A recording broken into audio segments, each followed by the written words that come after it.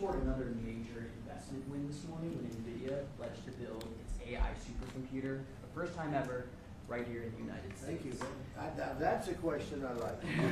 That's true. What is your reaction to this announcement, sir, and how will this positively benefit Americans across the Tariffs? Well, it's one of the biggest announcements you'll ever hear, because Nvidia, as you know, controls that almost the entire sector, which is one of the most important sectors in the world, between chips and semiconductors and everything else. And they're the biggest. And the other biggest we already have coming in is spending $300 billion, as you know. They announced 2 weeks ago. But Nvidia is so highly respected. And this was an announcement that a lot of people, I knew it was going to happen, but not to the extent that it happened. It's big.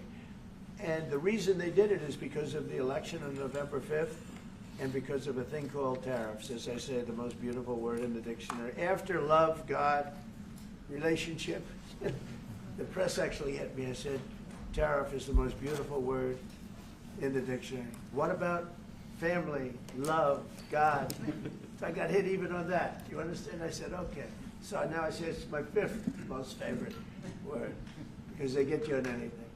But no, that Nvidia, it's one of the great companies of the world, modern, super modern companies, controls segments that nobody, sort of controls the world in a sense, and they're coming in here in the biggest way with hundreds of billions of dollars. Not like millions of dollars, hundreds of billions of dollars, and I'm honored by it. And I want to thank Jensen and all of the people that we deal with. They're great people, they're brilliant people. And without tariffs, they wouldn't be doing it. Thank you very much. Yeah, Are please. you considering additional sanctions against Russia after their latest attack? And do you have an update on the rate and when you might announce Well, I semiconductor already have tariffs? sanctions on Russia. I put them there. If you remember, Nord Stream 2, that's the big pipeline that goes through Europe. I stopped it. That's Russia's pipeline, the largest pipeline, I think, in the world. Goes to Germany. And I stopped it. And when Biden came in, he approved it. And then they say, oh, I'm friendly with Russia. No. Putin said, if you're my friend, I'd hate to see you when you're my enemy. I stopped the biggest economic job they ever had. I stopped it cold, right? It was dead. You know that, right? And Biden came in and he immediately approved it. What was that all about? And it's a pipeline that takes care of a lot of the needs. Now, it was a very controversial thing, but I stopped it, and Biden approved it. Question? On tariffs, No, not you. Not Presidente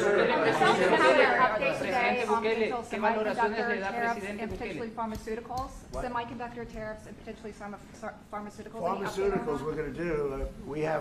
We don't make our own drugs, our own pharmaceuticals. We don't make our own drugs anymore. The drug companies are in Ireland, and they're in lots of other places, China. And all I have to do is impose a tariff. The more, the faster they move in. The higher the tariff, is very serious. It's inversely proportional. The higher the tariff, the faster they come.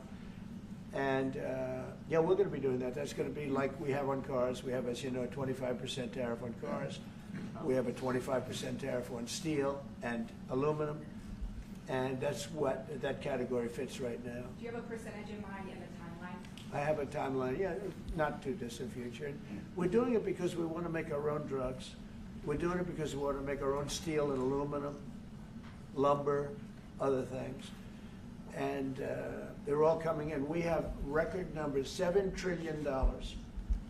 Since I announced, like a month and a half ago, since I came in, we have over $7 trillion being invested in the country. We didn't have $1 trillion. We didn't have $500 billion for some of these guys. They didn't know what the hell they were doing. So we have the largest investment that we've ever heard of, and we're only 2 months in. And that'll continue at levels that you've never seen before. That's what's going to happen. And even the stock market's up today. It's we also had, a lot of people didn't say it the way it was. We had the largest gain in the stock market in history on every single category last week. That was a nice game because we get a little hit because people didn't understand the power of our economic, our country economically if you use it right. Do you have something to say on that, JD?